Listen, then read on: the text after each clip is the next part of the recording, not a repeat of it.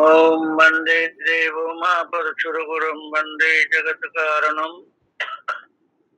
वंदे पन्नगभूषणं जगदरं वंदे प्रसन्नं पतिं वंदे शूरशशाङ्कवेनेनं वंदे मुकुन्दप्रियं वंदे भक्तजनाश्रयं च वत्सं वंदे शिवं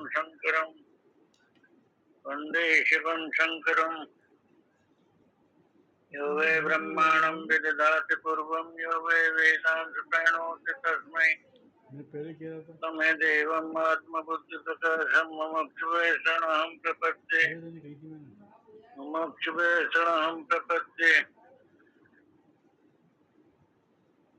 तो शर्मा जी व्याख्या कर रहे थे ईशावास्योपनिषद के 12वें श्लोक की। अनंतमः प्रविशन्ति ये संभूत उपासते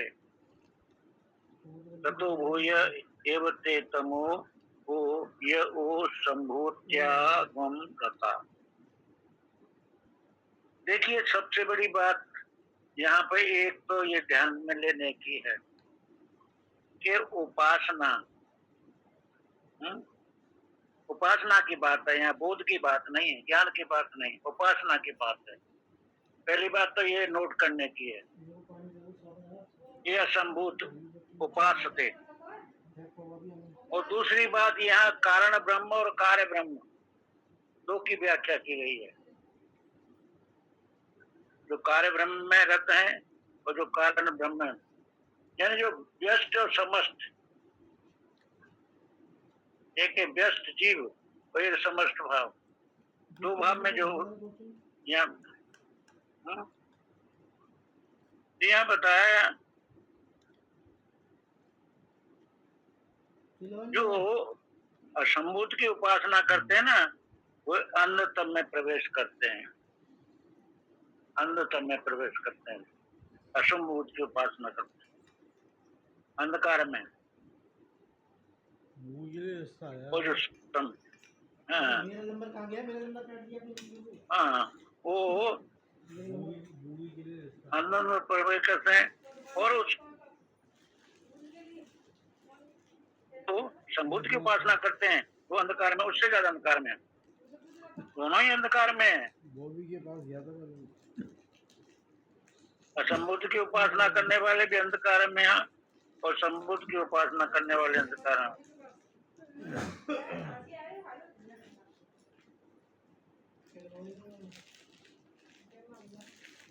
संभूत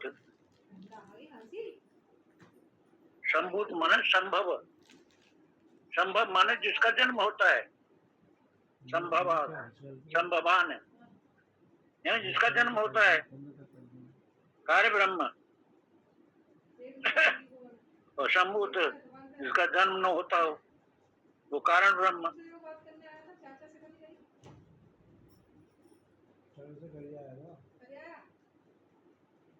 तो कार्यावस्था का लय किसमें होता है? कारण में होता है ना। भाई सोने का आभूषण टूटेगा तो किस में जाएगा? बनेगा सोने में, सोना ही तो है। तो कार्य का कारण में विलय हुआ करता है। तो जितना भी दस पदार्थ है उत्पन्न होता है, नाशवान है, मर धर्म है,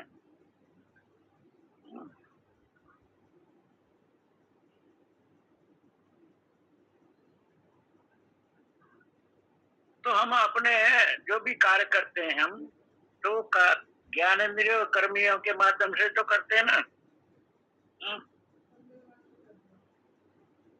लेकिन हमें देखना ये कि हम उनको लगाया किसमें, हमने कार्य ब्रह्म में लगाया या कारण ब्रह्म में लगाया।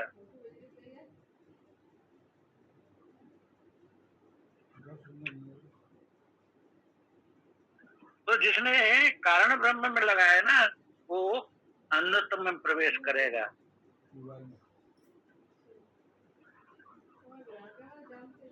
और उससे अधिक अन्नतम की प्राप्ति उसको होगी जो केवल कार्य ब्रह्म में रहता है। देखिए, बहुत ध्यान में देने की वस्तु है, ये बहुत ध्यान में देने की बात है महाराज। केवल कारण ब्रह्म में जिसने लगाया है अपने आप को, वो अन्नतम में प्रवेश करेगा, और जिसने अधिक अन्नतम की प्राप्ति उसे होगी जो केवल कार्य ब्रह्म में रहता है। तो असंभूत क्या है? कारण ब्रह्म। हाँ, कारण ब्रह्म ये असंभूत है। हाँ, ये यहाँ केवल जानने की चर्चा नहीं है, यहाँ केवल उपासना की चर्चा हो रही है। कार्य ब्रह्म क्या है? ये संसार ही कार्य ब्रह्म है, जगत। हाँ, ये शरीर कार्य ब्रह्म है। देह की सेवा में लगाना, ये कार्य ब्रह्म की सेवा में लगाना है, ये संभूत है।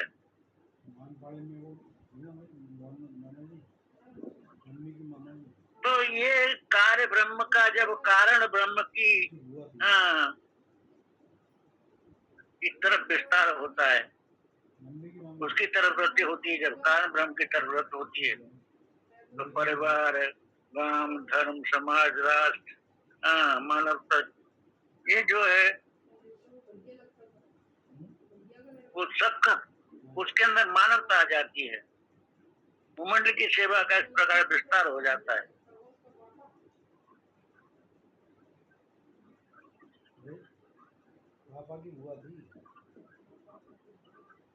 हाँ।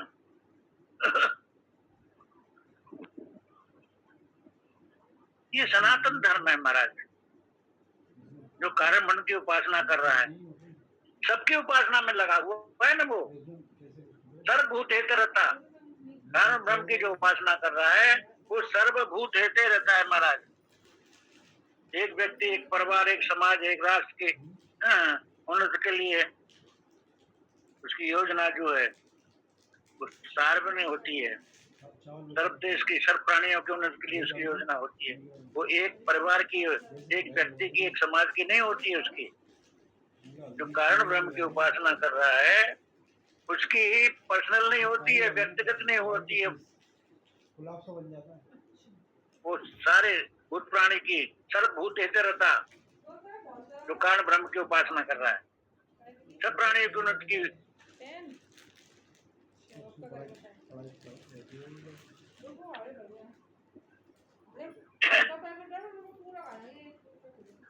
क्योंकि सब कुछ ईश्वर में तो जा करके मिलता है ना। सर्वकाल की,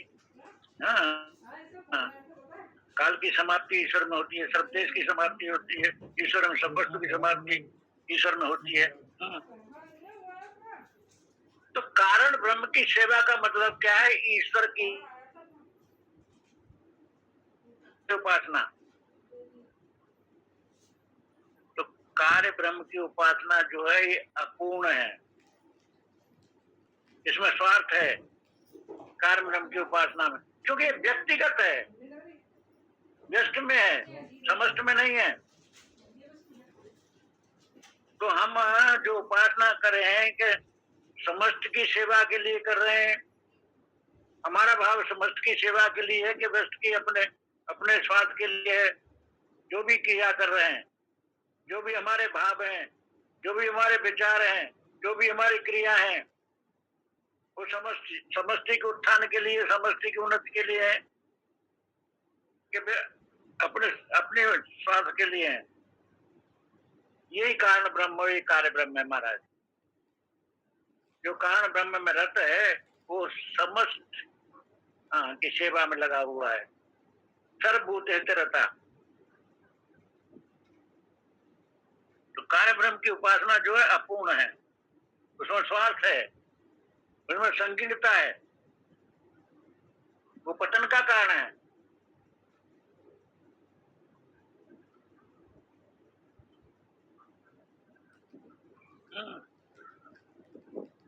तो कहने का मतलब ये है कि कार्य ब्रह्म और कारण ब्रह्म,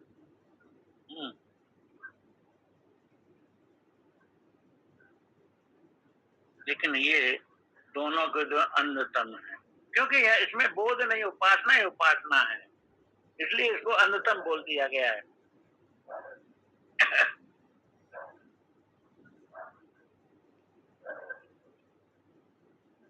ब्रह्म के त्याग से विनाश होता है। विस्मानात्मक नाम से राशि के मंगल भवन मंगलहारी।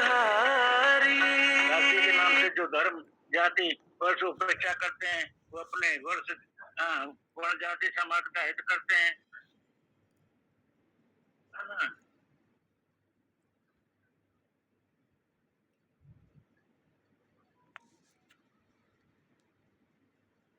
ये सम्मूत क्या है? प्रचन्नता को ग्रहण करना।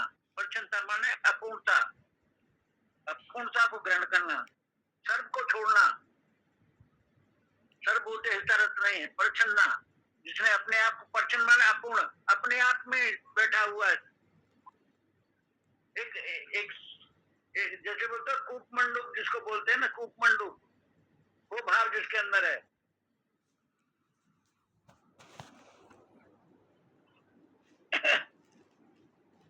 देखिए परमात्मा जो है ना अंश है ना अंशी है, वो अनेक है, कोई का समुच्चय भी नहीं है।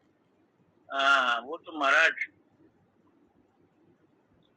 परमात्मा कैसा है, जो समस्त बेस्ट दोनों का साक्षी है।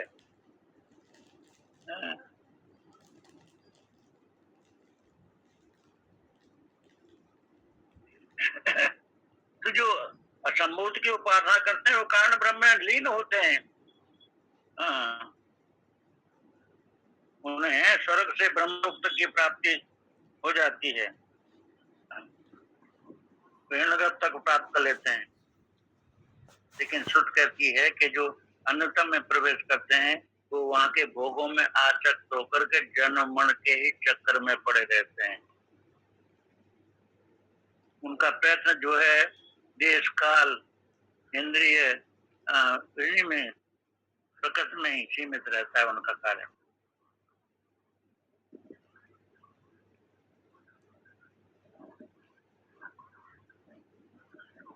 तो इन असंभूत बोलो या कारण ब्रह्म बोलो, दोनों एक ही बात है। असंभूत या कारण ब्रह्म के उपासकों से भी अधिक समझ में वो रहते हैं, कार्य ब्रह्म सम्मुत में जुड़त रहते हैं, क्योंकि उनका जो सिद्धांत है वो स्थूल देह, स्थूल जगत, स्थूल विषय यही है। जो कार्य ब्रह्म में रहते हैं उनका सीमित है अपने आप में, स्थूल देह में सीमित है, स्थूल जगत में सीमित है, स्थूल विषय में सीमित है। तो आइए हम चलते हैं, अब चलेगा हमारा श्लोक 70 में, बहुत प्यारा श्लोक है। आपोनुमानम मचलम प्रतिष्ठम समुद्र आप प्रवसन्ति तद्वद कामायम प्रवसन्ति सर्वे शशांत आपनोत न काम कामी,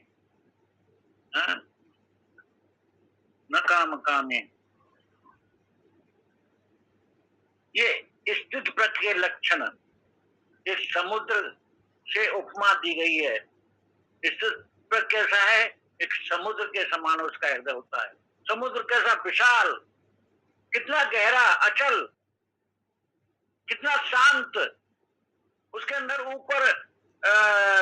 ऊपर लहरें तूफान भी आ रहे हैं और शांत भी है, दोनों चीजें उसके अंदर, लेकिन वो अपने आप में अचल है। कितनी नदियां आ रही हैं और कभी वर्षा भी नहीं होती है, कितनी वर्षा भी हो रही है, कभी सूखा भी पड़ती है, लेकिन वो अपनी सीमा में रहता है। ये स्थित के लक्षणों का यहाँ इसके साथ में समानता बताई जा रही है समुद्र के साथ में। आपोनुमानम अचलम प्रतिष्ठम समुद्रम आप प्रवसन्ति तद्वद कामायम प्रवसन्ति सर्वे शशांत आपनोति न काम कामी। वो शांत प्राप्त का काम कामी, कामनाओं को कामना में भोगों की कामना में रत रहने वाला कभी स्थित प्रयोग हो सकता है क्या? उसको शांति मिल सकती है क्या?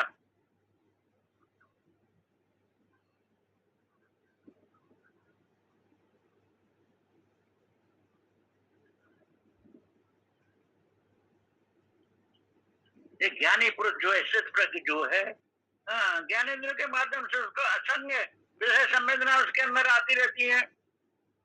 भाई आंख से भी देखता है, कान से भी सुनता है, वाणी से बोलता है, स्पर्श भी करता है। असंख्य संवेदनाएं उसके अंदर आती रहती है, मन में पहुंचती रहती है, फिर भी उसके अंतर में किसी प्रकार का कोई विकार, कोई क्षोभ पैदा नहीं होता है। इस पद के अंदर कोई क्षोभ पैदा नहीं होता है। वो बोला है ना,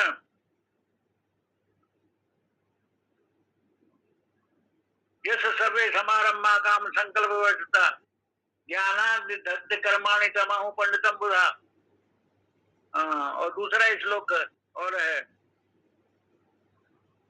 संयुक्त सुखी नर, संयुक्त सुखी नर, जिसने काम और क्रोध को जीत लिया है। अब वो श्लोक मुझे याद नहीं आ रहा है। संयुक्त सुखी नर, काम और क्रोध के वेग को जो सहन करने में समर्थ है, जीते जीत जिसने काम क्रोध के वेग को सहन करने में जो समर्थ है, संयुक्त सुखी नर, वही स्थित प्रज्ञ है।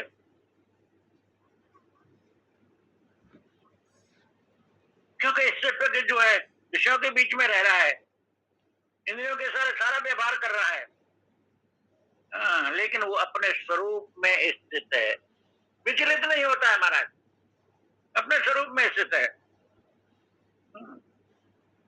वो ज्ञानी पुरुष है। ऐसा आदमी, ऐसा पुरुष जो है, सशांत मद गच्छति, व्याय कामान शर्मान पुमान चरित निष्पर निर्ममा निरहंकार सशांत मद गच्छति। वो ऐसा पुरुष जो है शांत को प्राप्त करता।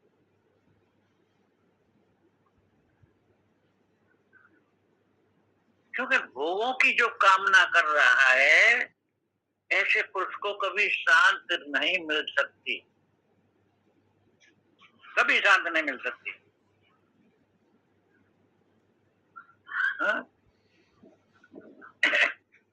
आज की आधुनिक भौतिक विचारधारा तो महाराज बिल्कुल विपरीत है इसके। उनकी धारणाएं अधिक चर्चाएं, अधिक भौतिक उन्नति होने की जो के अंदर अधिक इच्छा है।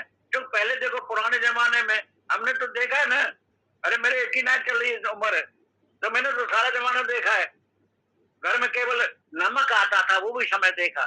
साइकिल मेरे सामने आई, घड़ी मेरे सामने आई, रेडियो मेरे सामने आया, ये डालडा मेरे सामने आया, मिट्टी का तेल मेरे सामने आया। अब क्या बताऊं आपको, कोई चीज नहीं थी। हम साइकिल किसकी आ जा तो देखने जाते थे ये साइकिल कैसी होती है। तो बड़ा आदमी है जिसके घर में साइकिल आ गई। तो कहने का मतलब पहले इच्छाएं इतनी सीमित थी लोगों की, और अब इच्छाएं, और जब जमाना आ गया ना, विज्ञान का जमाना आ गया, तो इच्छाएं बढ़ गई महाराज।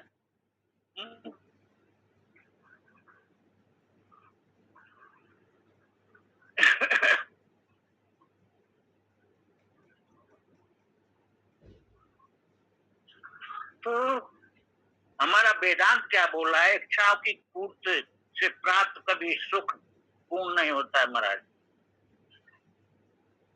सुख कभी सुखी नहीं हो सकता है,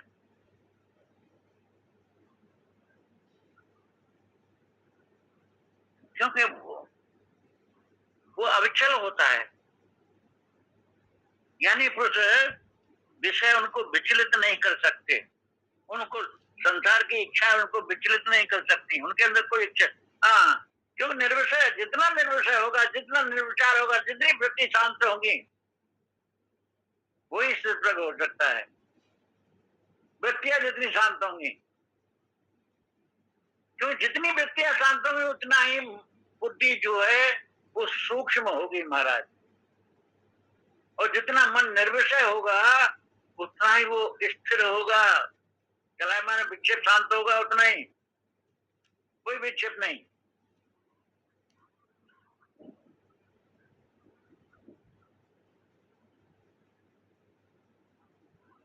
तो स्थित प्रज्ञ कौन है?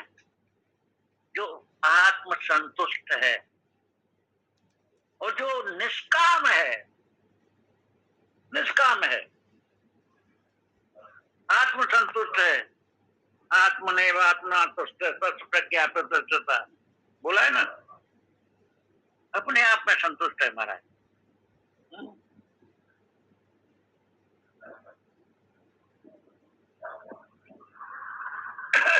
महात्माओं के पास में कभी सोने का थाल आ गया, भोजन आ गया सोने के थाल में, तब भी कुछ नहीं, और कभी रूखी सूखी मिलेगी तो भी कुछ नहीं। हाँ, क्योंकि वो अपने स्वरूप में बैठे हुए हैं महाराज।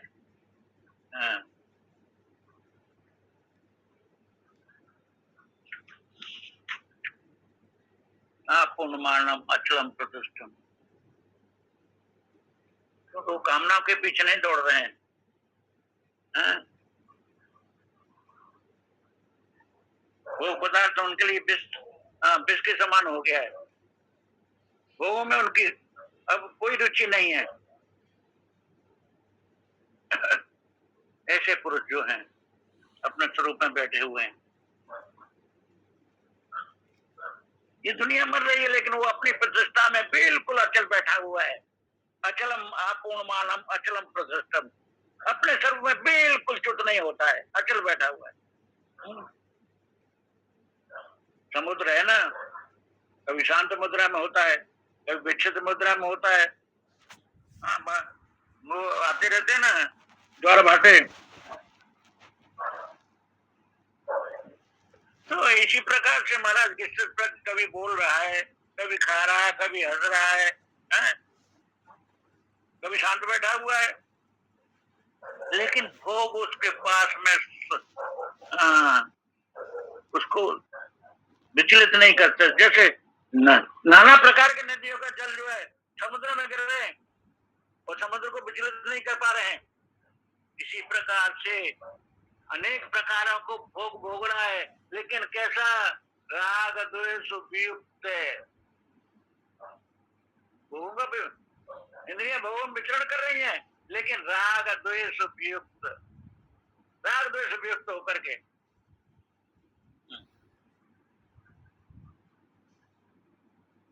तदो काम्यम प्रवसंत, सारी कामना सारे भोग उसका प्रवेश कर जाते हैं। लेकिन वो बिल्कुल अचल बैठा हुआ है।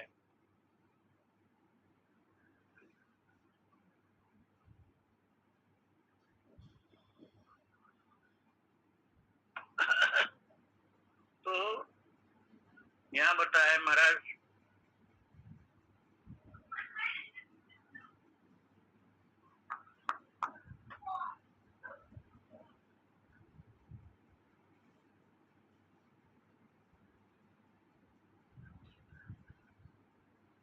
देखिए समुद्र के कई अर्थ हैं। समुद्र जिसमें ज्वार भाटा आ रहा है उसका नाम समुद्र है। जिसमें मोती रत्नाकण निकल रहे हैं उसका नाम समुद्र है। जो शांत है विक्षेप दोनों में, जिसमें विक्षेप भी हो रहा है जो शांत भी है, वो उसका नाम समुद्र है। इस प्रकार से समुद्र महाराज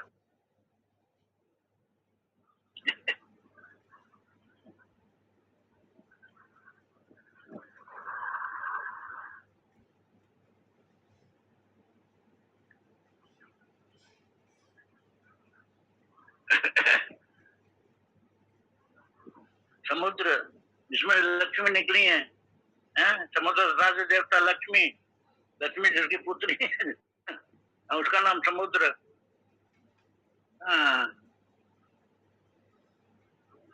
समुद्र माने आनंदी लोग हैं। बिहार जिसमें जहाज घूम रहे हैं, बिहार हो रहा है, वो समुद्र। तो स्थिर प्रज्ञ, समुद्र की और स्थिर प्रज्ञ दोनों की उपमा एक समान। जैसे परमात्मा की उपमा जो है आकाशवत बताया ना, आकाश से तुलना की गई है परमात्मा की। ब्रह्म के आकाशवत, आकाश जो विशाल है, जितना विशाल है, इसी प्रकार से जो स्थिर प्रज्ञ जो है वो समुद्र के समान, क्योंकि समुद्र में विक्षेप भी है और शांत भी है, दोनों होते हुए दोनों से परे। कितनी नदियां आ रही हैं, कितने बाहर जा रहे हैं, लेकिन वो अचल है। यानी सारे भोगों को भोगते हुए भी हाँ, वो स्थिर प्रकृति जो है, सारे भोगों को भोगते हुए भी वो अभोक्ता है, अभोक्ता, सारे भोगों को भोगते हुए अभोक्ता है। अपूर्णमानम है, अपूर्णमानम माने जब भरा जाता है, पूर्ण, पूरी तरह से भर जाना। हाँ, गंगा जी, महानदी, कितनी नदियां आ रही हैं, बाढ़ आ रही है ना, समुद्र में गिर रही हैं। अपूर्णमानम, अपनी अपने स्थिति से हाँ, चलायमान नहीं होता है। अचलम प्रतिष्ठम, अपनी प्रतिष्ठा में वो अचल है महाराज।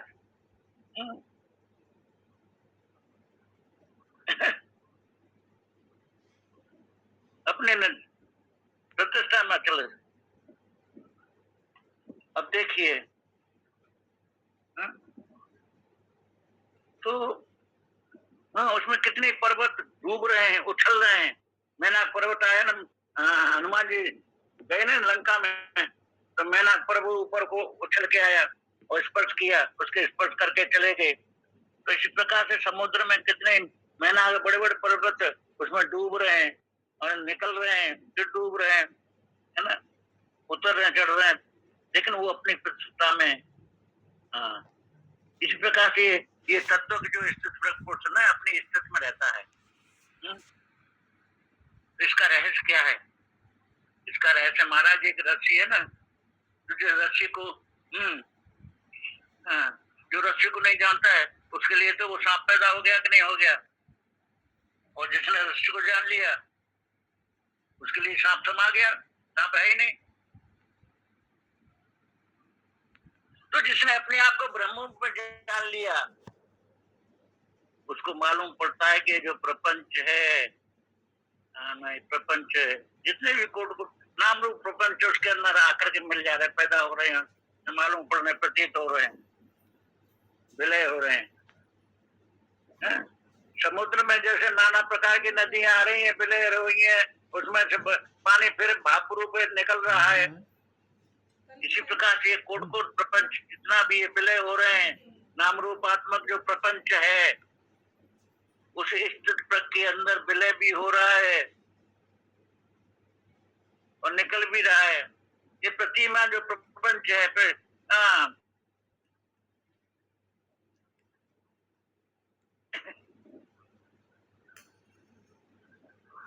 तो ये उत्पत्ति प्रतीत हो रही प्रपंच की, विलय इसका प्रतीत हो रहा है, लेकिन अधिष्ठान ब्रह्मण्यों का क्यों है? प्रतीति मात्र है। अरे भाई, समुद्र में सारी नदियां नाम रूप मिट गया कि नहीं मिट गया? गंगा है, जमुना है, ब्रह्मपुत्र है, गोदावरी है, नर्मदा है, हाँ, सारी की सारी नदियां, लेकिन जैसे समुद्र में पहुंचे उनका नाम रूप मिट गया कि नहीं मिट गया? इसी प्रकार ये सारा प्रपंच जो है उस ब्रह्म में उस नाम रूप मिट जाता है। जिस प्रकार समुद्र में सारी नदियों का नाम रूप मिट गया, इसी प्रकार ये द्वंद्वात्मक जितना भी प्रपंच है वो उसका नाम रूप ब्रह्म में से प्रति निकल रहा है, उसी में समा रहा है।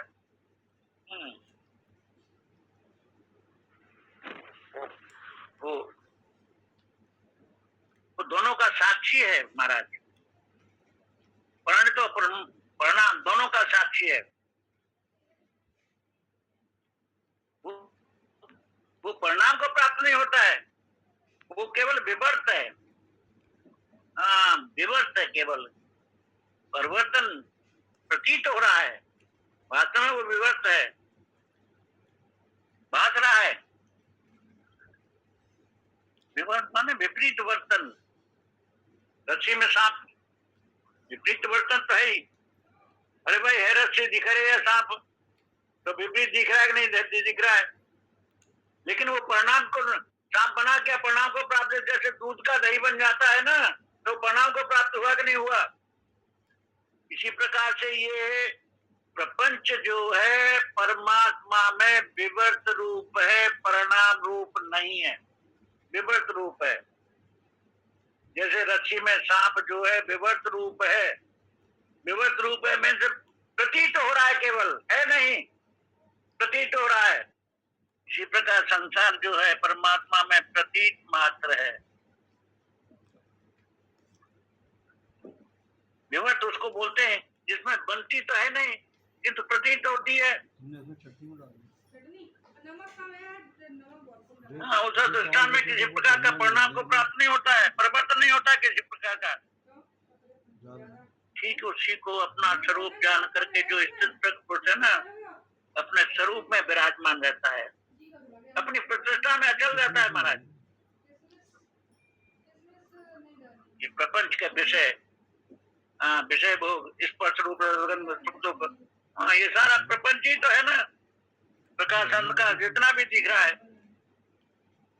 लेकिन इसमें वो जो है इनका भोगते हुए भी है भोक्ता, इससे भोगते हुए भी भोक्ता है।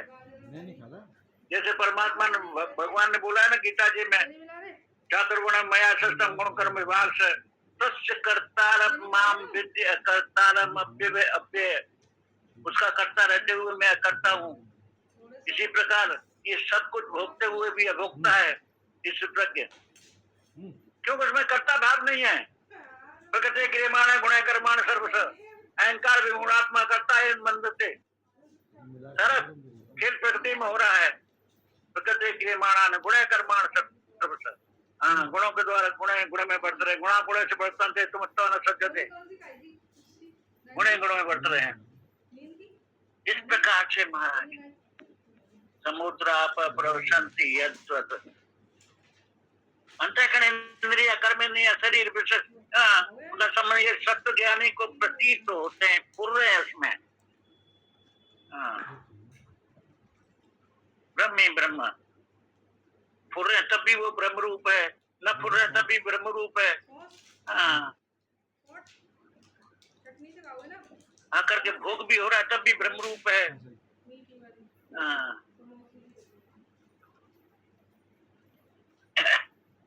तो परमात्मा अपने स्वरूप में बैठा हुआ है।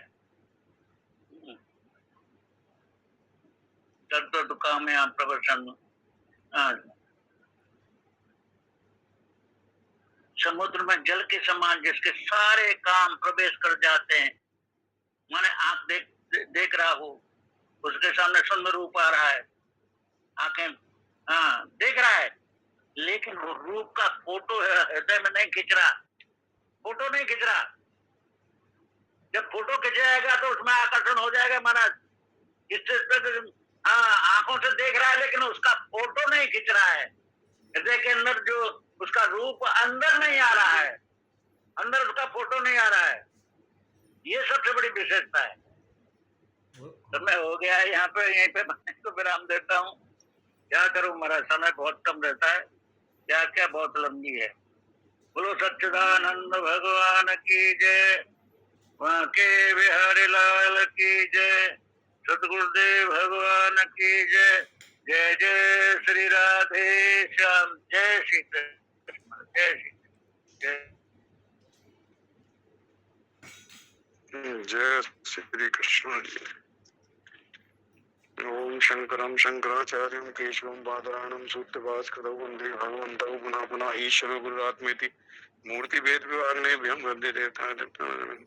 ओम नमस्ते रामचंद्राय माधवाय नमो नमः गोविंदाय नमस्तुभ्यं नमस्ते परमात्मने अद्वैत ब्रह्म रूपाय ज्ञान गम्याय ते नमः नमः पुणाय रम्याय माधवाय चिदात्मने ओम श्री परमात्मने नमः। श्रीमद्भगवद गीता चतुर्थ अध्याय श्री भगवान बहुने में भीतीतानि जन्मानि तच्चार्जुन तान्यं वेद सर्वाणि नैतुं वेद परं अजो अपि सन्नो वे आत्मा भूतानां ईश्वर विजन प्रकृतिं स्वामधिष्ठा संभवात् आत्मा यदा यदा हि धर्मस्य ग्लानिर्भवति भारत अभ्युत्थानं धर्मस्य तदात्मानं सृजामि परित्राणाय साधूनां विनाशाय च दुष्कृतां धर्म संस्थापनार्थाय संभवामि युगे युगे जन्म कर्म च मे दिव्यम् एवं यो वेत्ति तत्त्वतः त्यक्ता देहं पुनर्जन्म नैति मामेति सो अर्जुन वीतराग भय क्रोधा मनमया मां पाशुता भयभो ज्ञान तपसा भूता मदमहमगता ये तामां प्रपदन्ते तांस्ते भजाम्यहं मम भक्तानुवर्तन्ते मनुष्य पार्थ सर्वसा। जय श्री कृष्ण।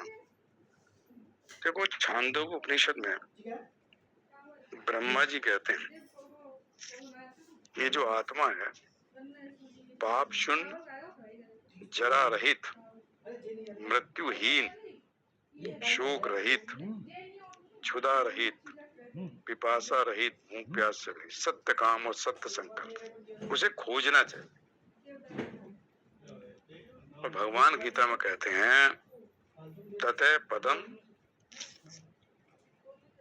तत्परिमार्गितव्यम, तब उसे खोजना चाहिए जब असंग शस्त्र से उसको दृढ़ छित्वा, दृढ़ता पूर्वक उसका छेदन कर दिया। यहाँ ब्रह्मा जी कह रहे हैं उस आत्मा को खोजना चाहिए। खोजने से क्या होगा? कहते हैं वो संपूर्ण, मतलब जो उसको फिर जान लेता है, खोज लेता है, इच्छा करता है जानने की, जो उसको आत्मा को शास्त्र और गुरु के उपदेशानुसार खोज कर जान लेता है, वो संपूर्ण लोक तथा समस्त कामनाओं को प्राप्त कर लेता है। समस्त लोगों को प्राप्त कर लेता है। तो जब ये बात देवताओं के राजा इंद्र ने सुनी और असुरों के राजा विरोचन ने सुनी, तो उन्हें लगा कि भाई देखो, इससे तो समस्त लोक और समस्त कामनाएं प्राप्त हो जाएंगी। अगर आत्मा को हमने जान लिया तो दोनों ब्रह्मा जी के पास चले गए। 32 साल वहां रहा, क्योंकि उनकी दोनों की भोगों में लगे रहते थे। इंद्र में स्वर्ग में तो इतने भोग हैं और असुरों के तो भोगों की प्रवृत्ति है, तो इसलिए जाते ही ब्रह्मा जी ने नहीं सुनाई कि भाई बैठो चलो सुना देता। 32 साल तक आप जो है मेरे यहाँ ब्रह्मलोक में निवास करिए, ब्रह्मचर्य का पालन करिए। मतलब जब भोगों से आपकी बुद्धि आसक्ति समाप्त होगी तब आप अधिकारी होंगे इसको सुनने के। अगर अभी भोगों में आपकी आसक्ति थी तो अभी आप अधिकारी नहीं। तो खैर 32 साल के बाद उपदेश दिया। पहले जागृत अवस्था में जो नेत्रों में जीव रहता है उसका बताया, फिर उन दोनों को कहा कि यही वो आत्मा है। तो विरोचन तो चले गए ये सुन के कि ठीक है, आत्मा का पता चल गया। उन्होंने जाके अपने असुरों को सबको बता दिया कि जो शरीर है यही आत्मा है, इसको इस खिलाना पिलाना सजाना, मतलब शरीर, मैं शरीर हूँ, मेरा शरीर है, यही आत्मा है बस। तो जो ऐसा जानता है वो असुर है। लेकिन इंद्र वापिस आया। फिर भगवान ब्रह्मा जी ने कहा कि जो स्वप्न पुरुष है वो आत्मा है। फिर चला गया, फिर वापिस आया। फिर उनका जो सुसुप्ति पुरुष है वो आत्मा है। फिर गया, फिर वापिस आया। तो 3 बार 32 साल रह के 96 साल हो गए। फिर कहा नहीं ये भी नहीं है। तो उन्होंने कहा 5 साल और रहो, 101 साल। तो चौथी बार जो बताया है उस आत्मा का वर्णन किया। 4 बार क्यों बताया? जो हमारी जागृत अवस्था है इसको जब पार कर लेते हैं, स्वप्न अवस्था को पार कर लेते हैं, या स्थूल शरीर, जागृत अवस्था, सूक्ष्म शरीर और सुसुप्ति अवस्था जो कारण शरीर है, इन तीनों शरीर से परे जब चले जाते हैं, तीनों अवस्थाओं से जब परे चला जाता तब उसको आत्म तत्व की प्राप्ति। तो इससे क्या हुआ, जब इंद्र ने पूरी तरह जान लिया तो इंद्र ने जाके ये बात देवताओं को बताई। लेकिन इंद्र ने पहले जाना उस आत्मा को। देखो, तो देवता जो है असुरों से श्रेष्ठ हो गए जिन्होंने उस आत्मा को जाना, और उससे उन्हें समस्त लोक और समस्त कामनाओं की प्राप्ति।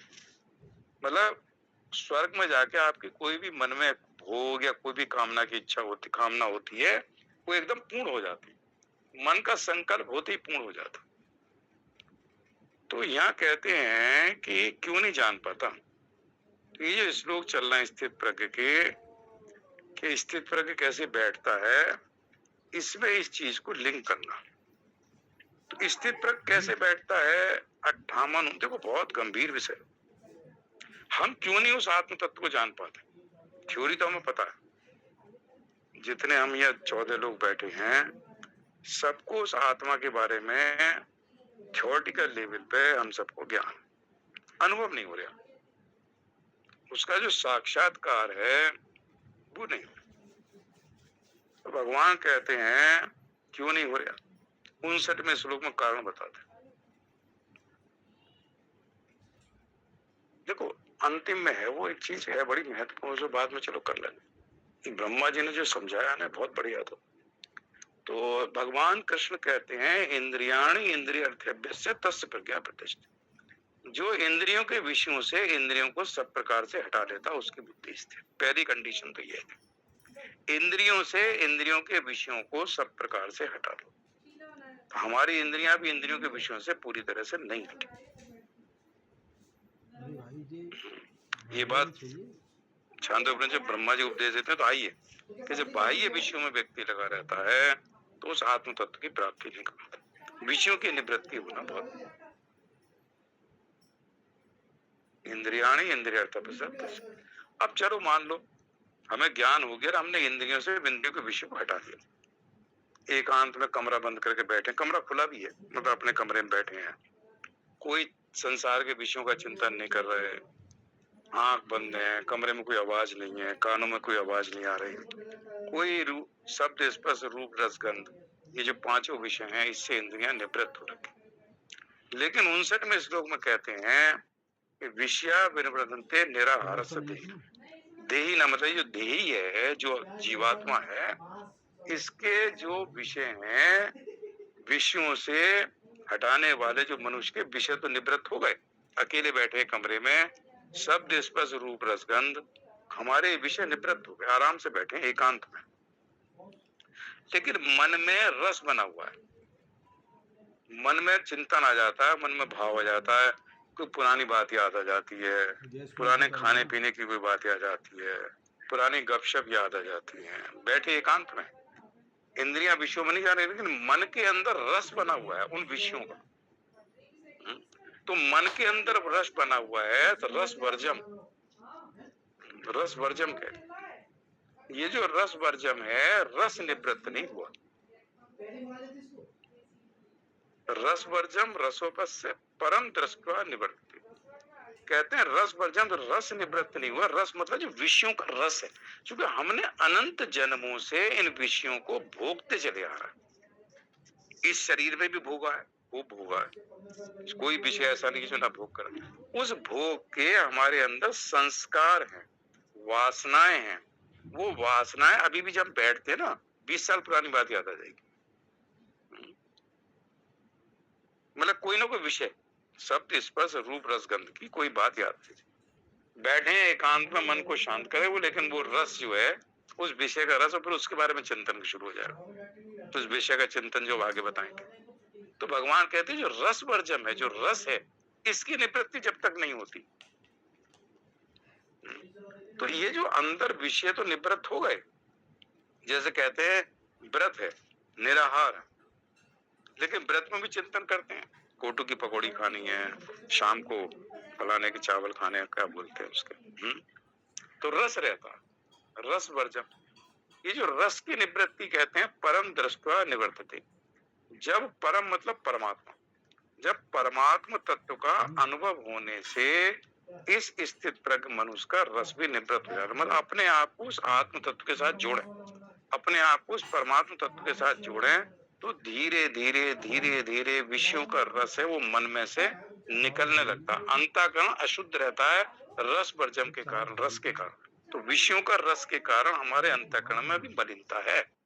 तो ये साधना है। देखो ज्ञान हमें हो गया, स्थित प्रज्ञा 18 श्लोक को बढ़िया समझ में आ गए। स्थित प्रज्ञा में भगवान ने क्या बोला, ये सब भी हमें आ गया, ये भी पता चल गया इंद्रिया इंद्रियों से विषय से निवृत्त हो। रस की निवृत्ति भी अभी नहीं हुई, चलो मेहनत करना। तो ये कहते हैं जो आत्म साक्षात्कार है, जो एक ही बार होता है, दोबारा उसको फिर आवश्यकता नहीं होती। जब अर्जुन कहते हैं नष्टो मोहा स्मृति लब्धा, वो स्मृति की जब उपलब्धि हो जाती है, वो कहते हैं आपकी कृपा से गत संदेह, अब कोई संदेह नहीं रहता उसके अंदर। मैं कौन हूँ, मेरा वास्तविक स्वरूप क्या है, ये आत्मा क्या है, परमात्मा क्या है, जीवात्मा क्या है, जगत क्या है, शरीर क्या है, इंद्रियां क्या है, इसके बारे में किसी तरह का कोई शंका, कोई एकदम गत संदेह, सारे संदेह सब निवृत्त। तो वहां भगवान ये कहते हैं कि जो रस है इसको धीरे धीरे साधना से दूर हो, विषयों का जो रस अंदर पड़ा हुआ है, जब अंदर की वासनाएं निवृत्त हो जाती हैं। देखो उपनिषद में, इसी में जब ये ब्रह्मा जी का है, इसमें ब्रह्मा जी ये शंकर भाष्म का है, उसमें कहते हैं इसी मंत्रों में कि जो आत्मा है, ये जो शरीर है, मतलब शरीर में है, शरीर में हम सब बैठे हैं, भाई हमारा स्वरूप तो आत्मा है, लेकिन इस शरीर के अंदर है ना, तो शरीर के साथ हमारा संबंध है। जैसे कल ये कह रहे थे पारी जी कि जब कर्म करते हैं तो शरीर के साथ रहते हैं। कहते हैं से शरीर आत्मा में प्रिय और अप्रिय की, प्रिय और अप्रिय इसकी निवृत्ति नहीं होती, ये लिखा है। जब तक शरीर के साथ तादात्म्य है तब तक प्रिय और अप्रिय, मतलब कुछ चीज मुझे प्रिय है, कुछ विषय अच्छे लगते हैं, कुछ मुझे विषय अच्छे नहीं लगते, किसी मेरा राग है, किसी में द्वेष, उसकी निवृत्ति नहीं होती। जब शरीर के साथ तादात्म्य समाप्त होता है तो आत्मा चूंकि अशरीरी है, आत्मा चूंकि असंग है, फिर उसका किसी के साथ ना प्रिय है ना अप्रिय।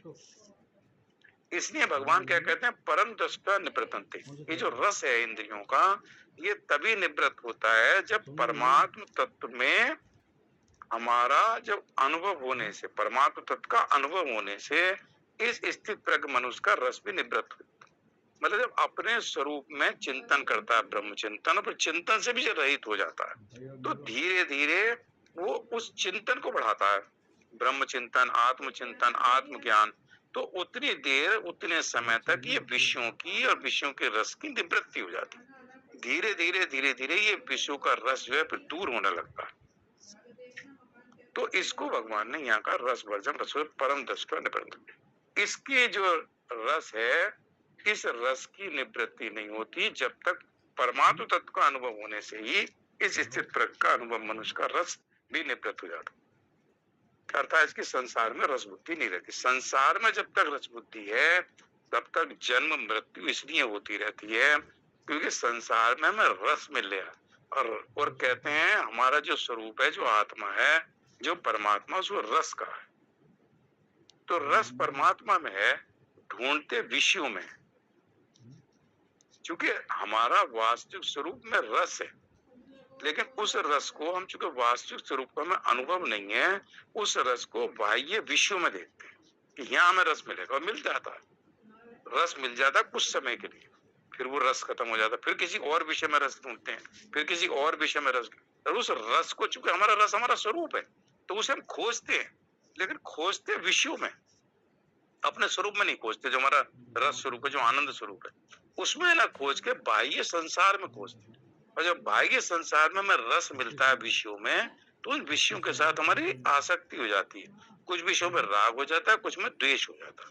और राग, द्वेष और आसक्ति के कारण विषयों के उस संसार के साथ हमारा जन्म मृत्यु होती रहती है। जब तक कि संसार के साथ हमारा संबंध बना हुआ है, तब तक इस संसार से निवृत्त नहीं हो सकता।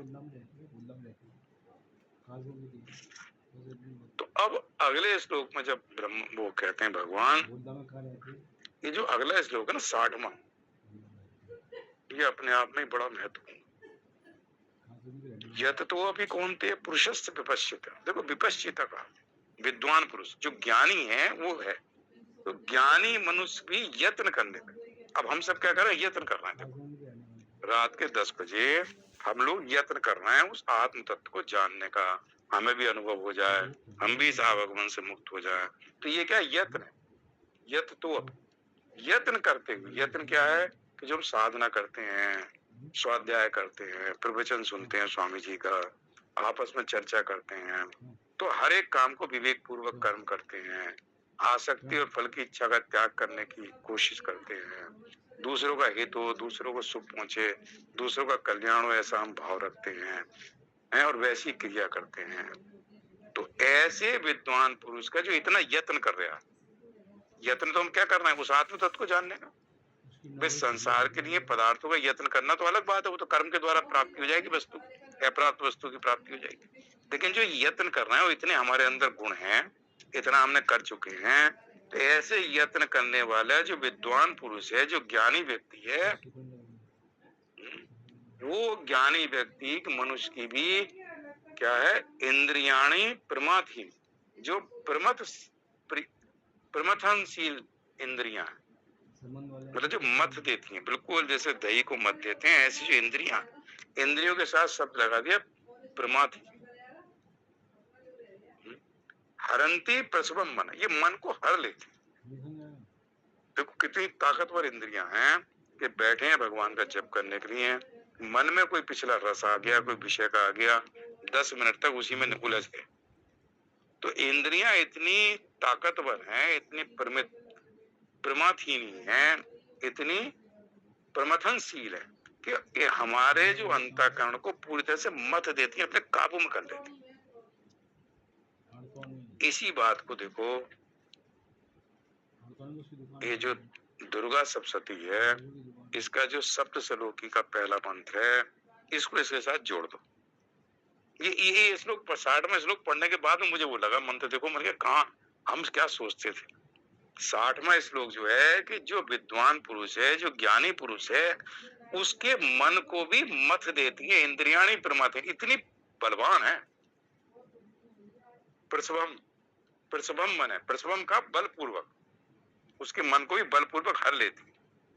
उसमें क्या कहती है माता, कहती है ओम, पहला मंत्र है, ज्ञानेनपि चेतांसी देवी भगवती ही सा, बलादाय, बलादा कृष्ण, बलादा का बलपूर्वक, और यहाँ का प्रसभम शब्द रहेगा बलपूर्वक।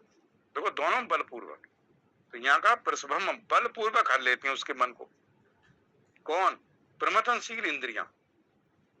भाई इंद्रियां तो हमें नचा रही हैं इस संसार में, हम उनके चूंकि इंद्रियों के वश में हैं, तो जैसे इंद्रियां घोड़े हैं इस रथ के, तो जहां घोड़े चल देते हैं रथ वहां चला जाता। जो सारथी भी बुद्धि उसके पीछे पीछे चल रही, और जीव बेचारा क्या करे, वो तो रथ में बैठा हुआ, उसका भी कुछ नहीं चल रहा। तो यहाँ का बलपूर्वक का शब्द इस्तेमाल किया गीता में, प्रसभम, प्रसभम, बलपूर्वक। कौन? प्रमथनशील इंद्रियां। वहां क्या कहती है देवी?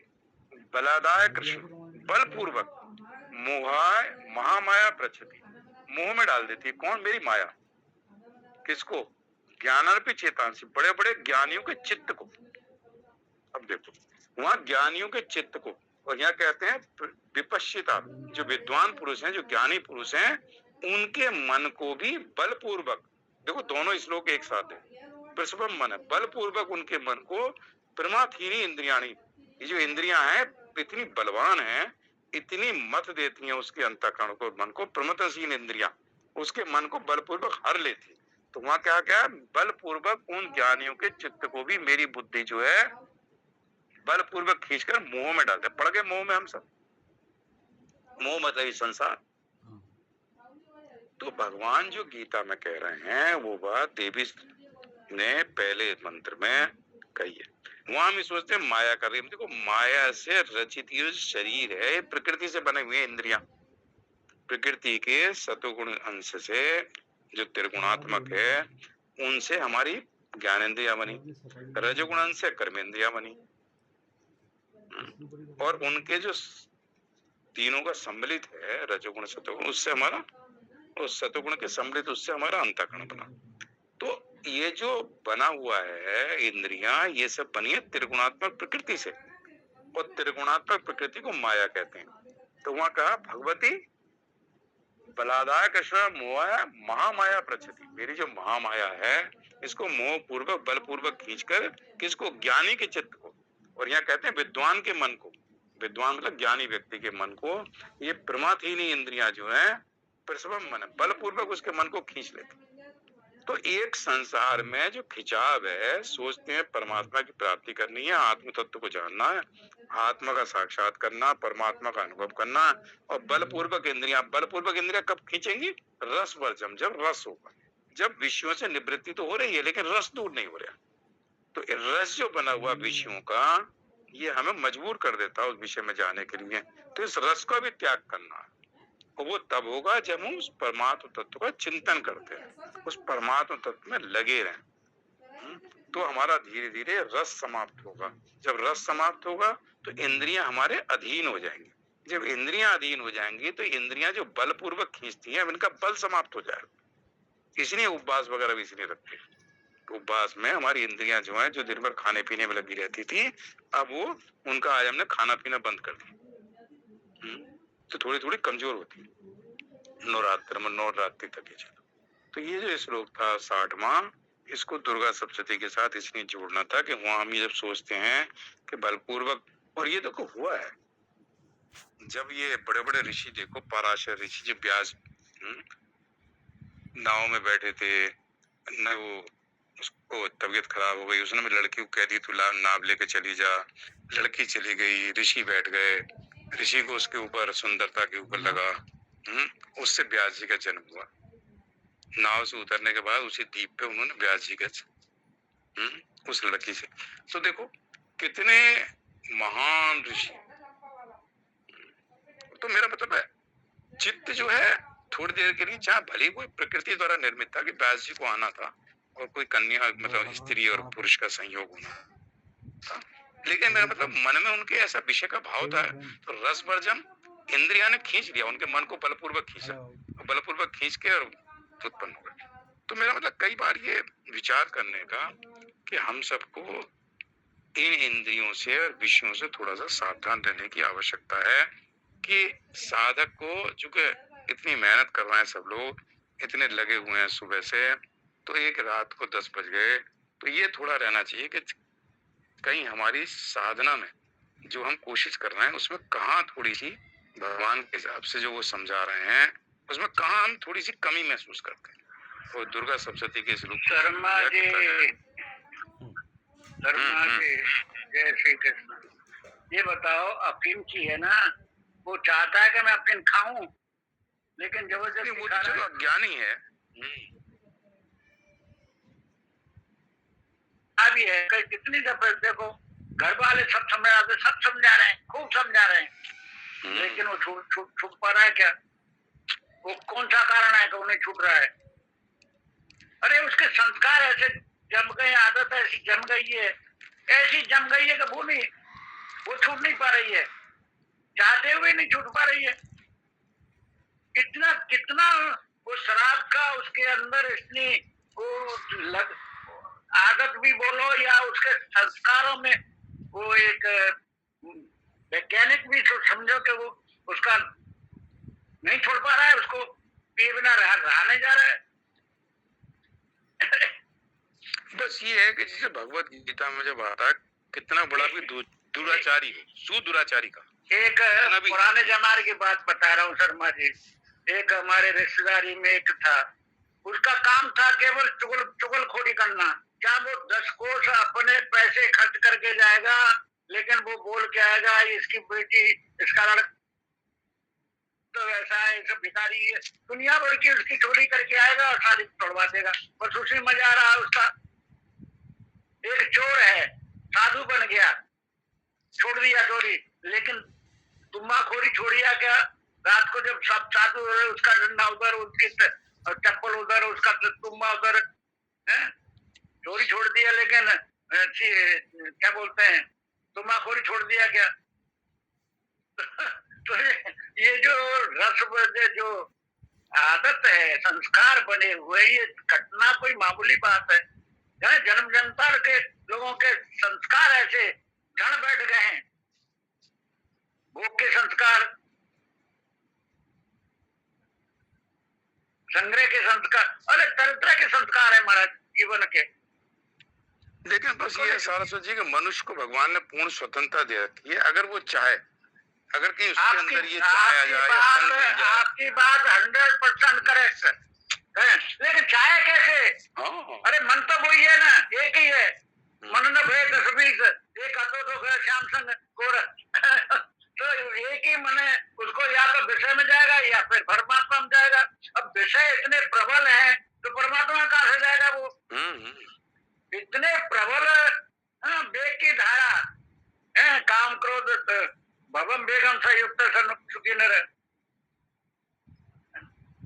इतनी प्रबल है। बस ये है कि भगवान की तरफ से कोई मनाही नहीं है। हाँ, ये है कि जो लगे हुए हैं, इसीलिए है कि भाई स्वतंत्र है कर्म करने की, चाहे वो पतन की तरफ चला जाए चाहे वो उत्थान की तरफ चला जाए, वो पूरी तरह स्वतंत्र है। ये लगे हुए हैं यहाँ पे, और जो लगा हुआ है वो निश्चित रूप से कटेगा। किसी का जल्दी कटेगा, 10 देर से कटेगा जरूर। पारिक जी जय श्री कृष्णा। सरस्वती जी बिल्कुल सही कह रहे हैं, सब हर आदमी के संस्कार बड़े हुए हैं। मेरे बच्चे का साड़ू है, वो बिल्कुल जवान है, उससे छोटा है। ये देखिए आप, उसकी 1 लाख रुपए की इनकम है, तो करे क्या? दारू पीता है जम के, और अब वो जो है ना उसका हाइपर हो गया, उसको जब हाइपर का मतलब है पागल बना जाता है, तो 8-10 दिन तो आईसीयू में रहा, और अब उसको शराब छुड़ाने का कोई हॉस्पिटल ले गए, उसमें ले गए। तो ये तो भगवान की कृपा है कि उन्होंने हमको इस जगह लगा रखा है। उल्टा नाम जपा जग जाना, वाल्मीकि भय ब्रह्म समाना। सब संगत का असर है ना। वर्मा जी मेरी बात सुनो, प्रैक्टिकल मैं बता रहा हूँ। हमारे साथ के 2 एडवाइजर ऑर्थोपेडिक थे, मैं उस टाइम हेड वाला ऑर्थोपेडिक था। एक सेल करके, वो दोनों महाराष्ट्रियन थे। एक तम्बाकू खाता और चाय पीता, तम्बाकू खाता चाय पीता। अब लोगों ने बोला तो उसकी तबीयत भी पीला पड़ने लगा, और रात को नींद ना आवे, जब खुश्की बढ़ गई दोनों, तम्बाकू और चाय दोनों जो खुश गए। अब कंटिन्यू भोजन बहुत कम हो गया और खुश्की बढ़ गई। इसी प्रकार से वो पागल हो गया तो नौकरी छूट गई।